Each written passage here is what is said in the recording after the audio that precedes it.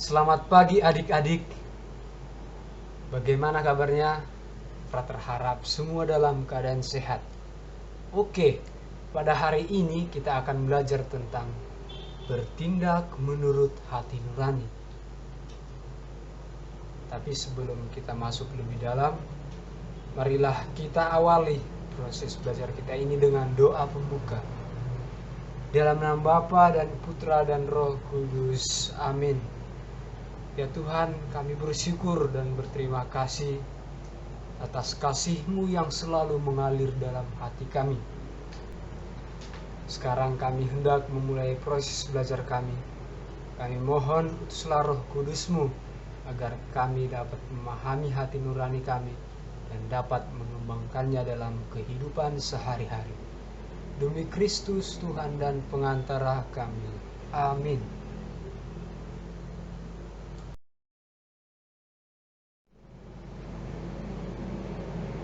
Baik adik-adik, pertama kita ingin melihat apa sih hati nurani itu.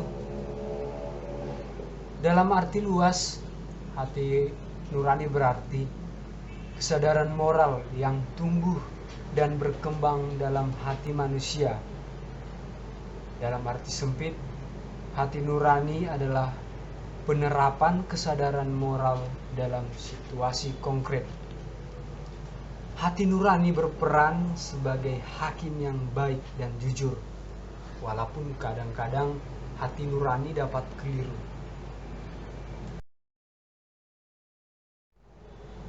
Adik-adik, setelah kita mengetahui apa hati nurani itu, sekarang kita mau melihat bagaimana sih cara hati nurani itu bekerja. Nah, sebelum kita bertindak, hati nurani sudah memiliki kesadaran akan hal yang baik dan yang buruk.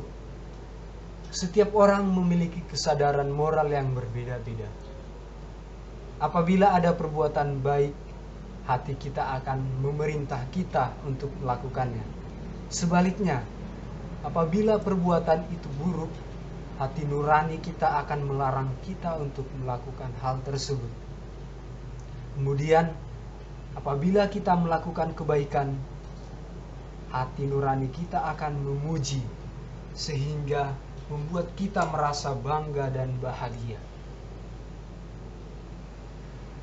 Dan sebaliknya juga, apabila kita melakukan hal yang buruk, hati nurani kita akan menyalahkan sehingga kita merasa gelisah, malu, menyesal, dan putus asa.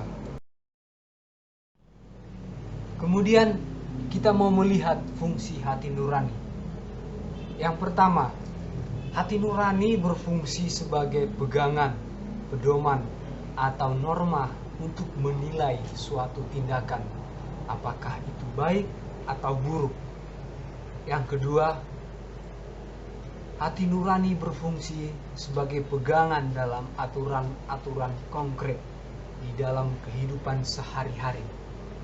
Yang ketiga, hati nurani berfungsi untuk menyadarkan manusia akan nilai dan harga dirinya.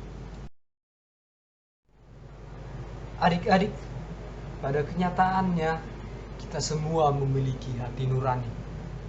Nah, bagaimana sikap kita terhadap hati nurani tersebut? Yang pertama, kita harus menghormati setiap hati nurani yang keluar dari diri kita. Kedua, mendengarkan bisikan hati nurani kita. Ketiga, mempertimbangkan dengan akal sehat apa yang dikatakan hati nurani kita. Dan yang terakhir, tentunya kita harus melaksanakan apa yang diperintahkan oleh hati nurani kita.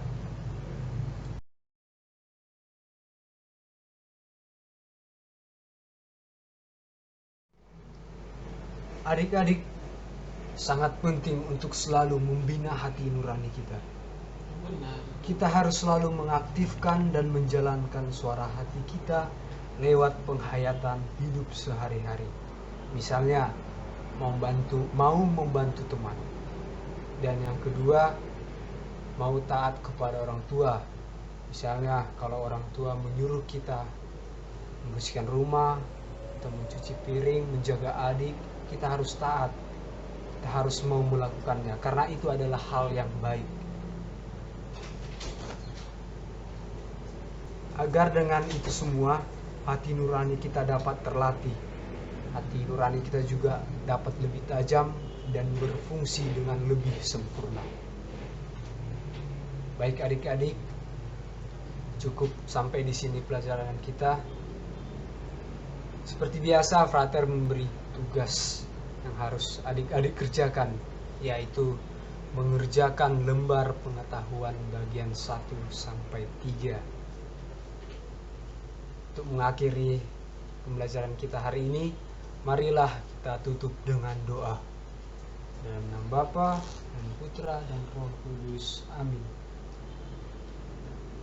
Ya Tuhan, kami bersyukur kepadamu atas berkat-Mu, atas Roh Kudus yang Kau berikan bagi kami dalam proses belajar kami hari ini. Kami juga bersyukur atas hati nurani yang Engkau berikan kepada kami.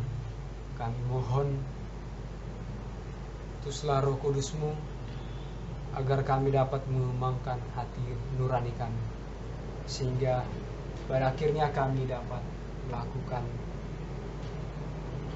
sesuatu yang sesuai dengan kehendak-Mu. Demi Yesus Kristus, Tuhan dan pengantara kami.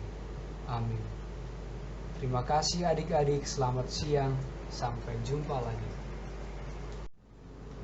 Adik-adik, sangat penting untuk selalu membina hati nurani kita. Kita harus mengaktifkan dan menjalankan suara hati kita lewat penghayatan hidup sehari-hari. Misalnya, mau membantu teman, atau di rumah taat kepada orang tua. Misalnya ketika orang tua menyuruh kita untuk membersihkan rumah, menjaga adik, belajar, kita harus taat kepada orang tua. Agar hati nurani kita dapat terlatih. Hati nurani kita juga bisa lebih tajam dan dapat berfungsi dengan lebih baik lagi.